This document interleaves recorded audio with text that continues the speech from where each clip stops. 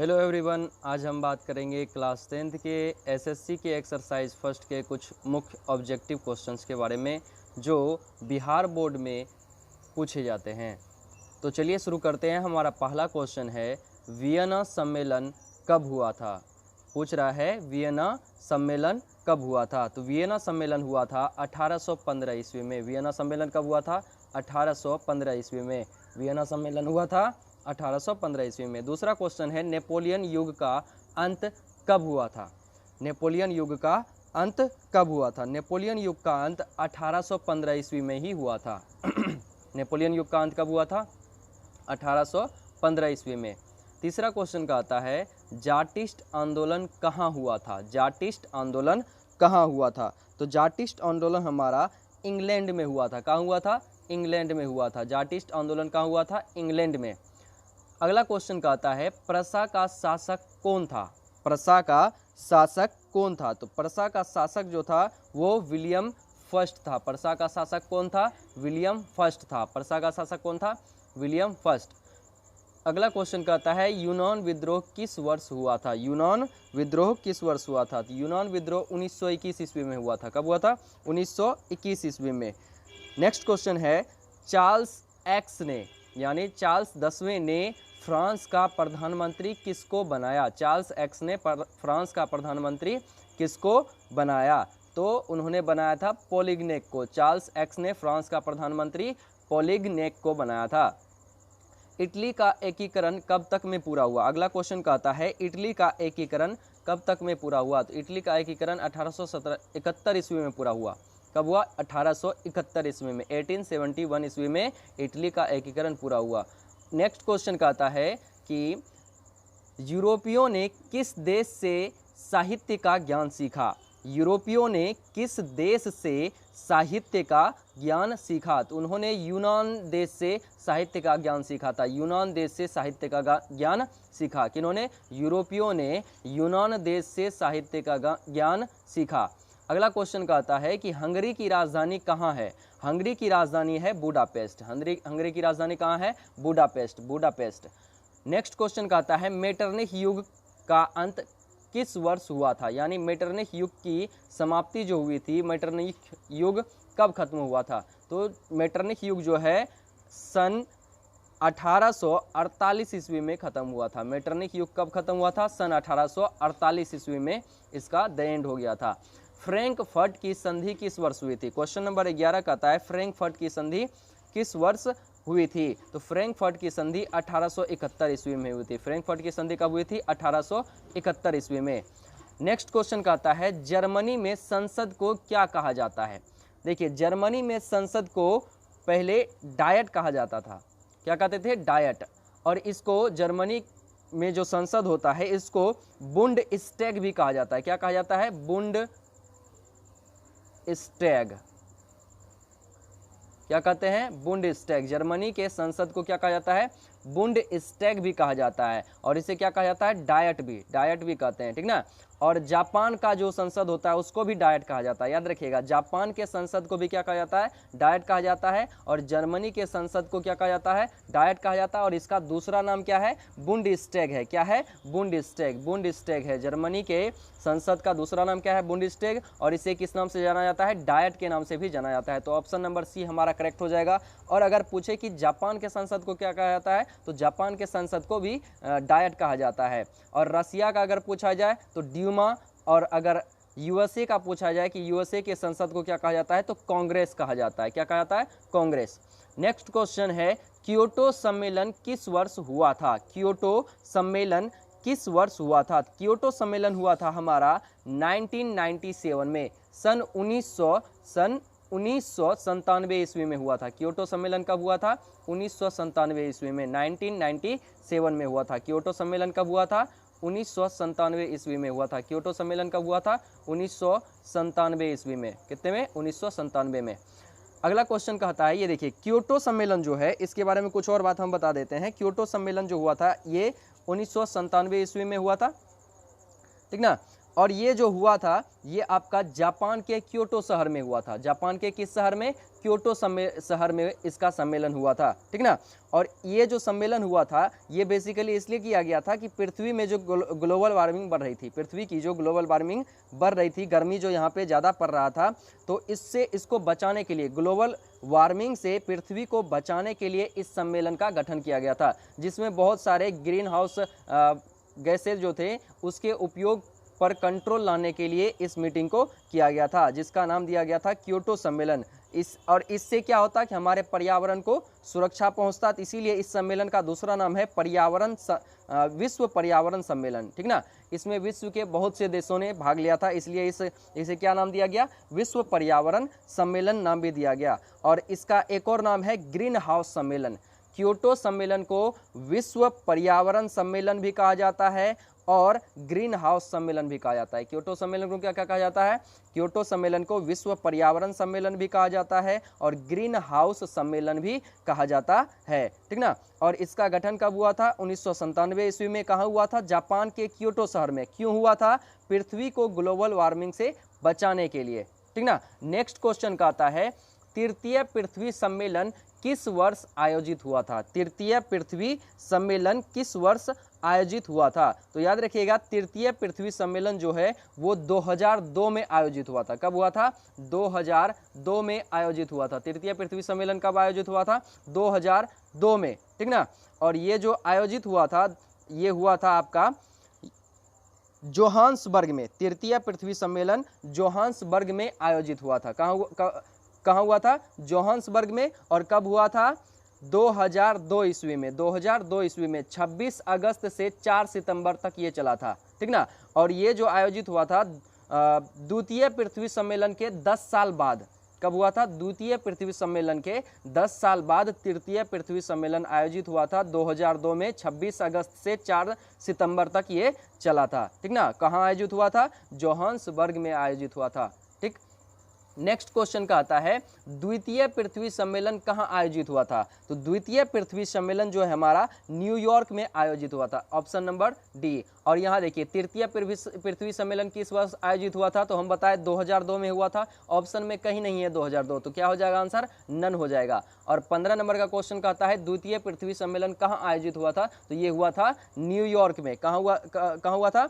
New York में। और ये जो आयोजित हुआ था ये हुआ था सन 1997 ईस्वी में। 23 से 27 जून तक चला था, ठीक ना। 23 से 27 जून तक चला था। और ये जो द्वितीय पृथ्वी सम्मेलन आयोजित हुआ था ये प्रथम पृथ्वी सम्मेलन के 5 वर्ष बाद, कितने वर्ष बाद? 5 वर्ष बाद आयोजित हुआ था। और इसीलिए इसे +5, क्या कहते हैं? +5 सम्मेलन भी कहा जाता है। द्वितीय पृथ्वी सम्मेलन को +5 सम्मेलन भी कहा जाता है। क्यों कहा जाता है? क्योंकि ये प्रथम पृथ्वी सम्मेलन के 5 वर्ष बाद आयोजित हुआ था। कब हुआ था? 1997 ईस्वी में। 23 से 27 जून तक चला था और ये न्यूयॉर्क शहर में आयोजित हुआ था। स्मॉल इज ब्यूटीफुल, यहाँ पे क्या होगा? इज होगा। स्मॉल इज ब्यूटीफुल किस वर्ष लिखा गया था? कह रहा है कि स्मॉल इज ब्यूटीफुल किस वर्ष लिखा गया था? तो स्मॉल इज ब्यूटीफुल जो है 1974 ईस्वी में लिखा गया था, जैसा हमारे बुक में दिया गया है 1974 ईस्वी में। इंटरनेट वगैरह पे ये आपको 1973 के आसपास भी दिखता है, 1973 वगैरह भी कहीं कहीं दिख जाता है, लेकिन हमारे एनसीईआरटी बुक में दिया गया है 1974, तो हम लोग यही रख के चलेंगे। 1974 ईस्वी में हुआ था। नर्मदा बचाओ अभियान का नेतृत्व किसने किया था? अगला क्वेश्चन का आता है कि नर्मदा बचाओ अभियान का नेतृत्व किसने किया था? तो नर्मदा बचाओ अभियान का नेतृत्व जो है, करेक्ट, ऑप्शन नंबर ए, मेधा पाटेकर, ठीक ना। नर्मदा बचाओ अभियान का नेतृत्व किसने किया था? मेधा पाटेकर ने। मेधा पाटेकर ने, याद रहेगा, मेधा पाटेकर ने नहीं किया था। किसने किया था? मेधा पाटेकर ने। अगला क्वेश्चन का आता है कि संसाधन होते नहीं बनते हैं, यह कथन किसका है? तो संसाधन होते नहीं बनते हैं यह कथन जो है जिम्मरमैन का है। किसका है? जिम्मरमैन का। संसाधन होते नहीं बनते हैं यह कथन किसका है? जिम्मरमैन का है।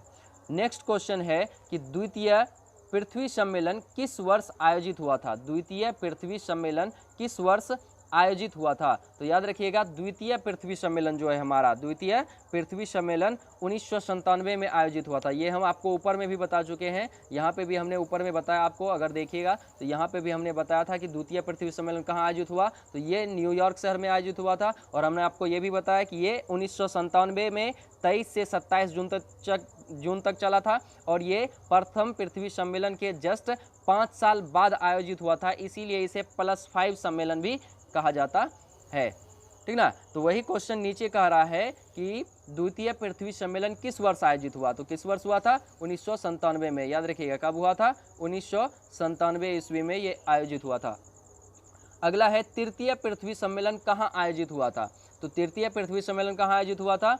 तो तृतीय पृथ्वी सम्मेलन जो है ये हमारा आयोजित हुआ था जोहान्सबर्ग में। कहाँ आयोजित हुआ था? जोहान्सबर्ग में। और किस ईस्वी में? तो 2002 ईस्वी में आयोजित हुआ था। किस ईस्वी में? 2002 ईस्वी में जोहान्सबर्ग में आयोजित हुआ था। लेकिन अगर ऑप्शन में देखा जाए तो यहाँ पे कहीं भी जोहान्सबर्ग नहीं है, तो इसका मतलब हमारा ऑप्शन नंबर डी, नन, इनमें से कोई नहीं आंसर हो जाएगा।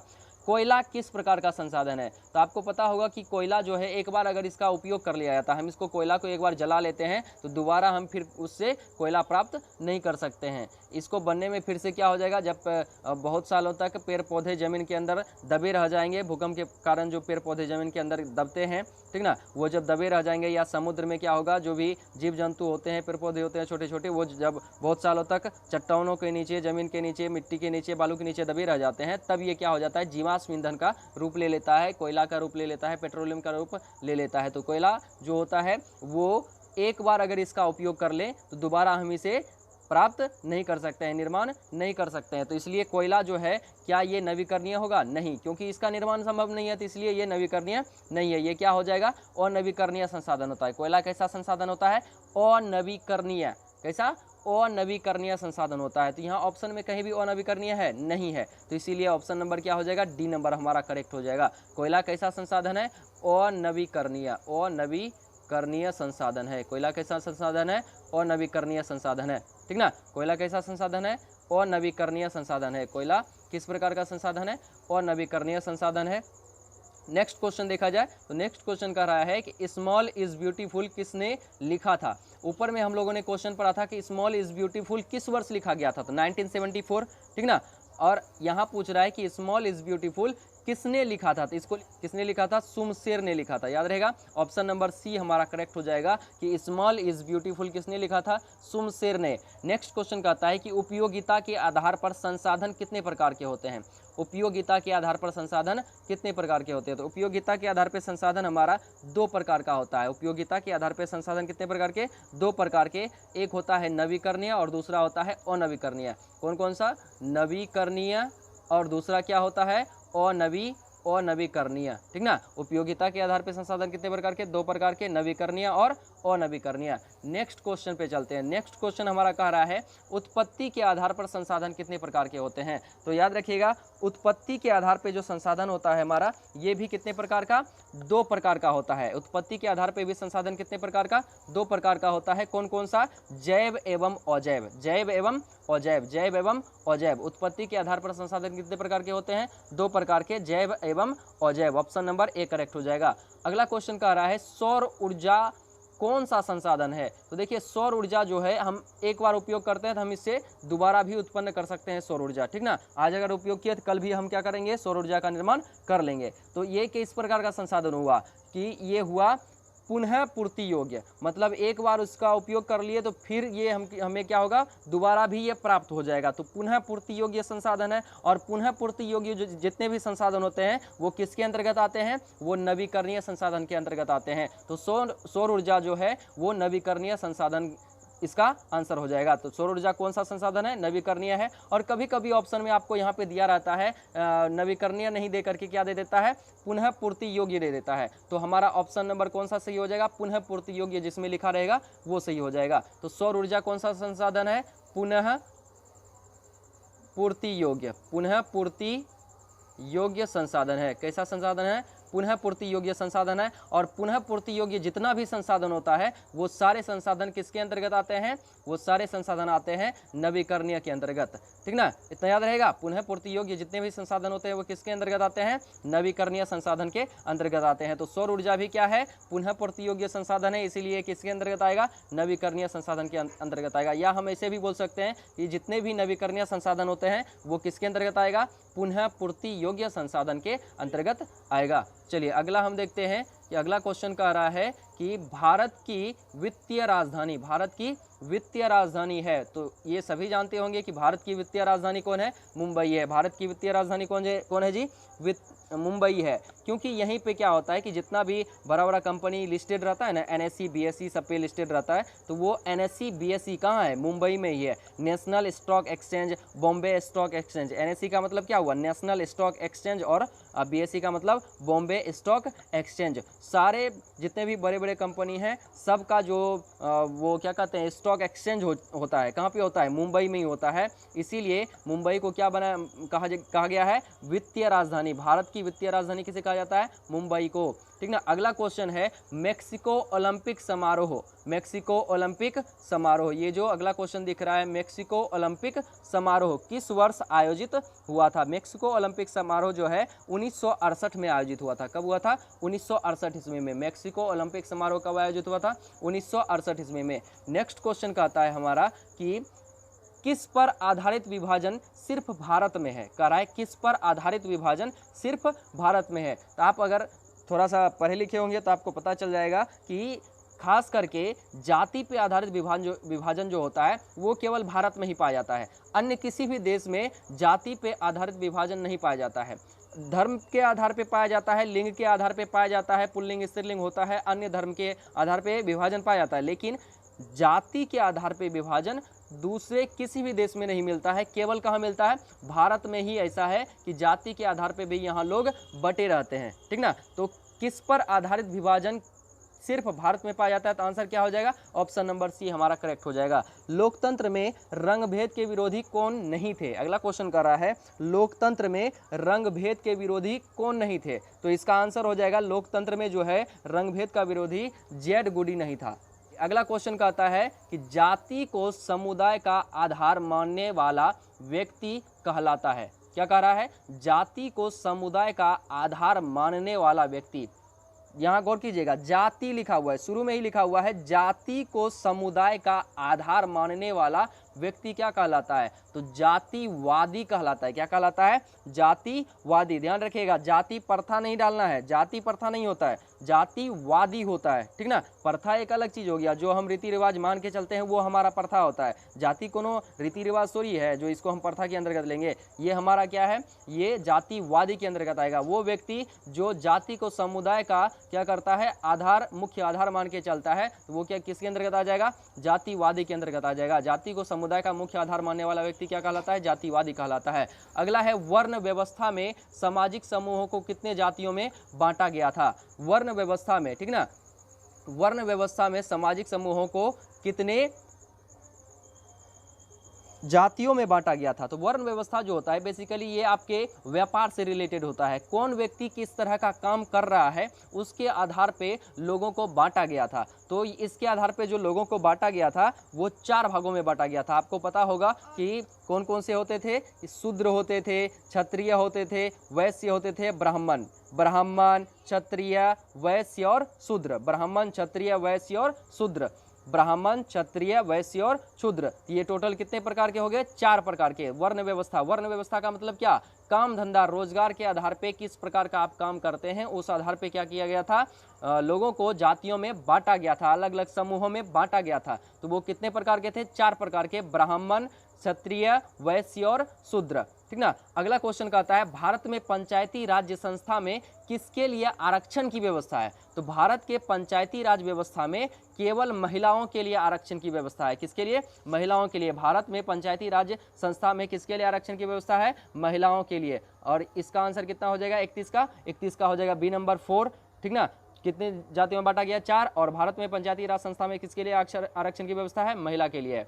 भारत में नीति आयोग की स्थापना, भारत में नीति आयोग की स्थापना कब हुई? तो भारत में नीति आयोग की स्थापना हुई है 2015 1 जनवरी, 1 जनवरी, कितना जी? 1 जनवरी, 1 जनवरी, ठीक ना, 1 जनवरी 2015 को नीति आयोग की स्थापना की गई है, ठीक ना।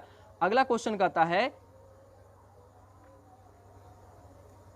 देखिए नीति आयोग के बारे में 2-3 बात हम और बता देते हैं कि नीति आयोग जो होता है ये थिंक टैंक भी कहा जाता है। नीति आयोग का दूसरा नाम क्या है? थिंक टैंक, ठीक ना, क्योंकि ये बहुत से योजनाओं के ऊपर सोचने समझने का काम करती है कि कृषि क्षेत्र में किस तरह का विकास होना चाहिए, कहाँ कैसा क्या कार्य होना चाहिए, ठीक ना, उस पर ये विचार करती है। इसका जो होता है ये 7 वर्ष के लिए विजन तैयार करता है। कितने वर्षों के लिए? 7 वर्षों के लिए विजन बनाता है और 15 वर्षों के लिए रोड मैप तैयार करता है सरकार के लिए, ठीक ना। और इसका जो नीति आयोग जो होता है इसका जो फुल फॉर्म होता है, आप देखिएगा तो इसको ऐसे लिखा जाता है NITI। कैसे लिखते हैं? NITI, ठीक ना। इसका फुल फॉर्म होता है N for national, N for national, I for institute, T for transforming India, national institute for transforming India, national institute for transforming India, ठीक ना। नीति आयोग का फुल फॉर्म क्या होता है? National institute, national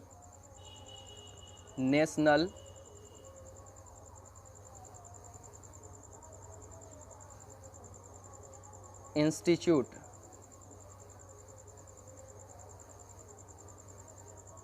for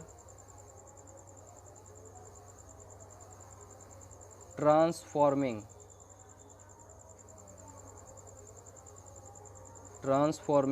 India, ठीक ना। इसको आप लोग लिख लीजिएगा, national institute for transforming India. NITI Aayog का पूरा नाम क्या होता है? National institute for transforming India.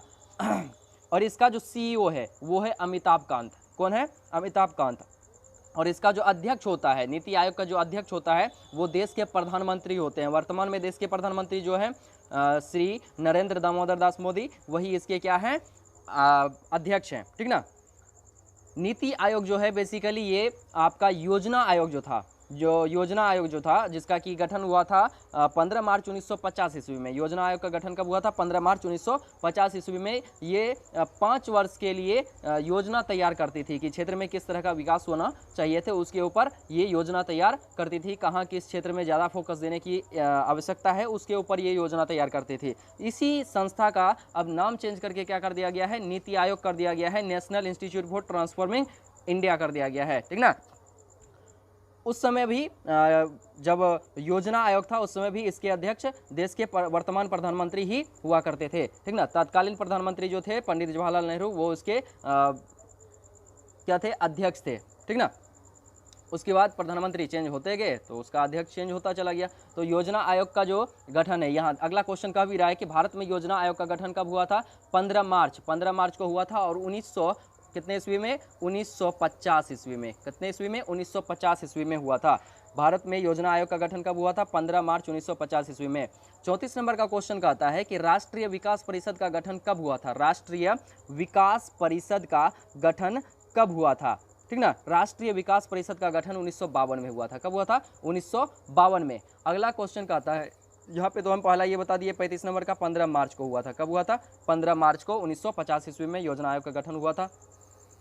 Next question कहता है, गरीबी कैंसर रोग की तरह है, किसने कहा? गरीबी जो है कैंसर रोग की तरह है, ये किसने कहा? तो इसका आंसर हो जाएगा गरीबी जो है कैंसर रोग की तरह है। ये कथन जो दिया गया है, ये दिया गया है कुजनेट के द्वारा। किसके द्वारा? कुजनेट। यहाँ पे आपको लास्ट में दिख रहा है डी नंबर ऑप्शन, कुजनेट।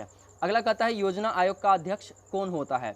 अभी तुरंत हम बताए हैं योजना आयोग और नीति आयोग दोनों का अध्यक्ष कौन होता है प्रधानमंत्री। हालांकि अब योजना आयोग तो रहा नहीं, योजना आयोग का नाम क्या कर दिया गया है, चेंज करके उसको नीति आयोग बना दिया गया है। तो आपसे पूछे नीति आयोग का अध्यक्ष कौन होता है, तो प्रधानमंत्री होते हैं। योजना आयोग का अध्यक्ष कौन होता है, तो प्रधानमंत्री ही होता है, ठीक ना। वर्तमान में कौन है इसका अध्यक्ष, श्री नरेंद्र दामोदर दास मोदी। नीति आयोग का अध्यक्ष कौन है, श्री नरेंद्र दामोदर दास मोदी। निम्न में कौन सा देश विकसित अर्थव्यवस्था का उदाहरण है, तो विकसित अर्थव्यवस्था कौन है, अमेरिका की अर्थव्यवस्था है, ठीक ना। और हमारा जो भारत देश है ये अभी विकासशील अर्थव्यवस्था की श्रेणी में आता है, विकसित अभी नहीं हुआ है। इनमें से किस देश में समाजवादी अर्थव्यवस्था है, समाजवादी अर्थव्यवस्था किस देश में मौजूद है, तो ये हो जाएगा कहाँ, रूस में।